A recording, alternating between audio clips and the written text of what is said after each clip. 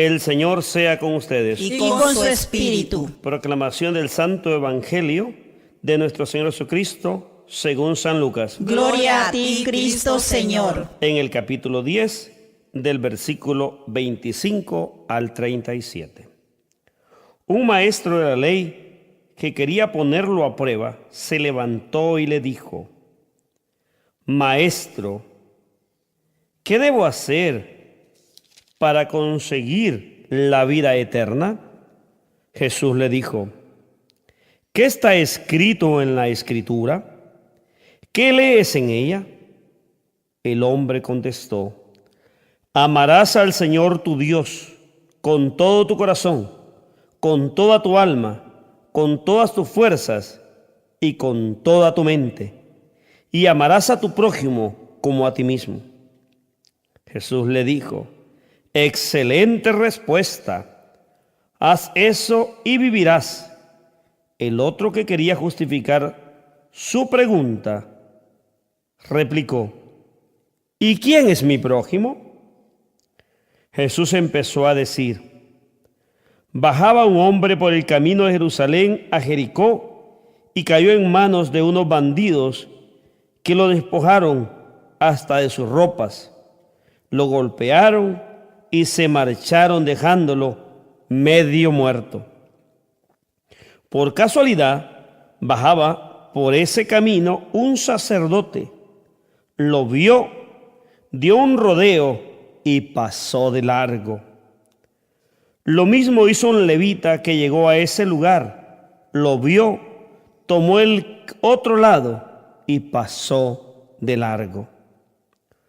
Un samaritano también pasó por aquel camino y lo vio, pero éste se compadeció de él, se acercó, curó sus heridas con aceite y vino y se las vendó.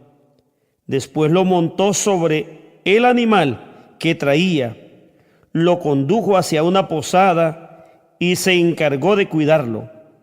Al día siguiente sacó 2 monedas y se las dio al posadero, diciéndole: cuídalo, y si gastas más, yo te lo pagaré a mi vuelta. Jesús entonces le preguntó: según tu padecer, ¿cuál de estos 3 fue el prójimo del hombre que cayó en mano de los bandidos? El maestro de la ley contestó: el que se mostró compasivo con él. Y Jesús le dijo: vete y haz tú lo mismo. El Evangelio del Señor.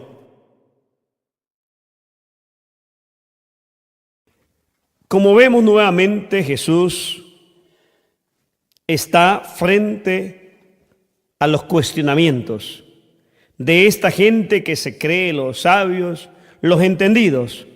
Así hay muchas personas que quieren poner a los sacerdotes o pastores o obispos en cuestionamientos. Quieren lucirse o pasarse de listos o de inteligentes. Ellos quieren poner en ridículo a Jesús. Cristo, que está frente a sus discípulos, a los seguidores, va a ver cómo este maestro quiere poner en apuros a Jesús. Y le va a preguntar: dime, Señor, ¿qué es lo más importante? Jesús le va a devolver la pregunta: dime, ¿qué lees tú en la Escritura? ¿Qué es lo que andas llevando? Él tenía la Biblia. ¿Qué lees en ella? ¿En qué se resume?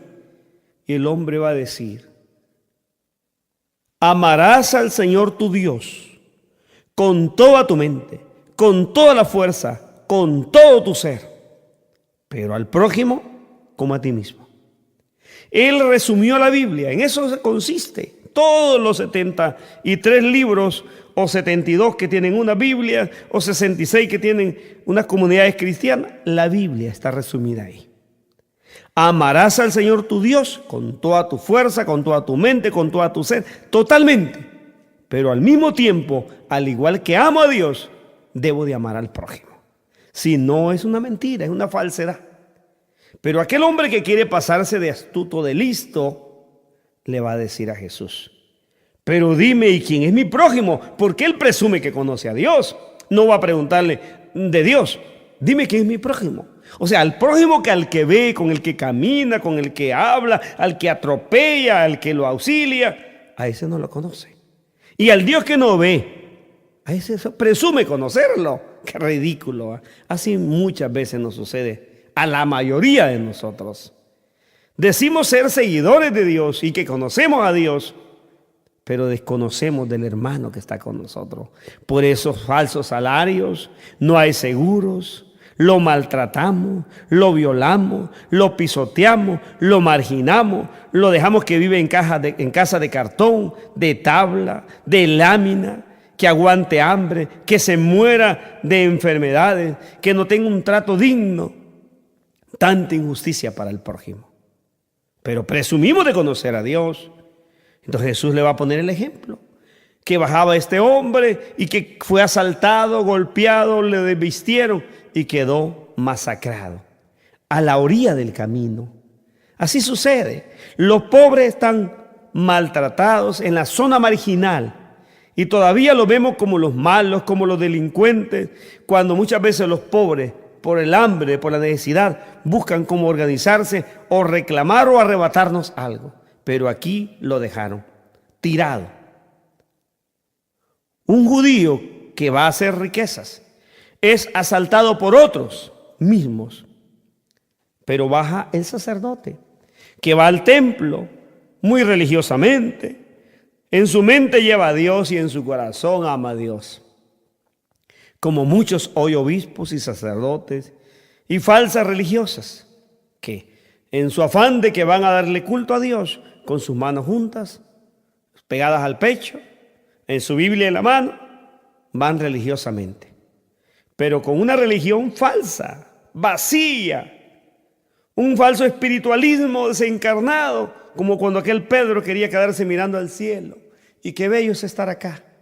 Como aquellos que siempre viven gozándose, aleluya, que gloria a Dios, y que me gozo en el Señor. Pero un Dios que no existe. Un Dios de papel que se fabricaron, no en el Dios vivo. De sacerdote que ve a aquel hombre molido, que queja, que clama, que pide auxilio, va a ser abandonado. Porque él quiere cumplir que va al templo para alabar a Dios y para orar. Y quiere cumplir la ley, que aquel hombre que está ensangrentado no puede ser tocado porque voy a quedar impuro, entonces ya no voy a poder entrar al templo. Le importan más las reglas humanas que la humanidad, que la sensibilidad, el sentir compasión y amor y mirar en ese hombre que está ahí ensangrentado el rostro de Dios, que clama justicia. Da media vuelta y se fue el falso cura, como muchos falsos que habemos hoy. Dice que venía el ayudante del sacerdote. Si el maestro, que es el cura, hizo eso, el ayudante no se espera más. Y que los 12 son religiosos, los 12 son conocedores de la escritura, pero una escritura en papel, no grabada en el corazón, no vivida en el ser humano. También aquel dijo: yo voy al templo, me urge, y sabe la regla que si toca a él, ya no va a poder asistir, tocar la campana, auxiliar al sacerdote. Y desiste. No se le conmovió, no hay humanismo, no hay seguimiento a Dios. No entiende lo que es amar a Dios, es amar al prójimo. Él es lo que se llama en la teología latinoamericana, ese divorcio, esa separación de lo que es fe y vida. Creemos que un Dios verticalista hacia arriba, mientras al hermano con el que caminamos, con el que vamos en la calle, lo pisoteamos. Por eso se dice en el canto: no busques a Dios allá en lo alto, míralo en tu propio hermano, míralo en las calles.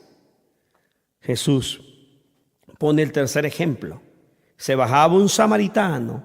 Usted no es especialista en Biblia, no es un hombre religioso, es un hombre amante del dinero, del comercio, pero oye los quejidos, el grito, el llanto del hombre que está atropellado, que clama un auxilio.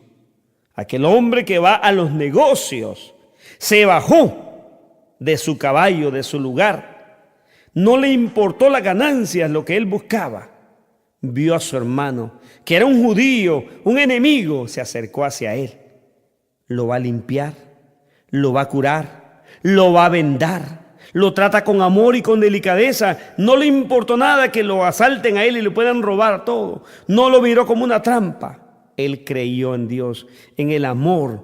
Él lleva a Dios, no como en su corazón, no como aquellos que llevan a Dios en la mente, en palabras aprendidas de memorias repetitivas, como muchos sacerdotes que predicamos tan bonito, pero que estamos lejos de Dios, porque no amamos a Dios y ni amamos al Dios vivo en los hermanos, en los otros.